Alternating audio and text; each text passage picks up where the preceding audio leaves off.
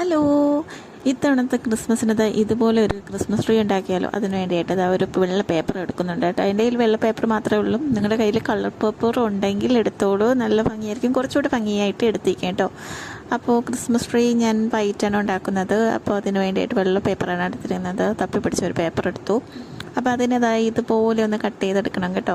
ചെറിയൊരു പീസ് മതിയാകും. നമുക്ക് ഉണ്ടാക്കിയിട്ട് ആ പുൽക്കൂടിൻ്റെ ആ ഒരു സെറ്റിൽ കൊണ്ടുവയ്ക്കും. കാരണം അത് അവിടെ ഇരുന്നാലായിരിക്കും കുറച്ചുകൂടെ ഭംഗിയെന്ന് എനിക്ക് തോന്നുന്നു. അപ്പോൾ അവിടെ വയ്ക്കാമെന്നാണ് ഞാൻ ഉദ്ദേശിക്കുന്നത്. അപ്പോൾ നമുക്ക് കാര്യത്തിലോട്ട് വരാം. അപ്പോൾ അത് പേപ്പർ ഇതുപോലെ കട്ട് ചെയ്തത് ഇതുപോലെയൊക്കെ മടക്കിയെടുക്കുക കേട്ടോ. അപ്പോൾ 4 സൈഡും ഇങ്ങനെ മടക്കിയെടുക്കുക. പിന്നെ അതിന് ഇതുപോലെ നമുക്കൊരു കോൺ ഷേപ്പിന് നമുക്ക് സെറ്റ് ചെയ്തെടുക്കാം. അപ്പോൾ അതിൽ ബാക്കി വരുന്ന പേപ്പർ നമുക്ക് ആവശ്യമില്ല. അപ്പോൾ അതൊന്ന് കട്ട് ചെയ്ത് നമുക്ക് സിസർ ഉപയോഗിച്ച് അതിനൊന്ന് കട്ട് ചെയ്ത് മാറ്റാം.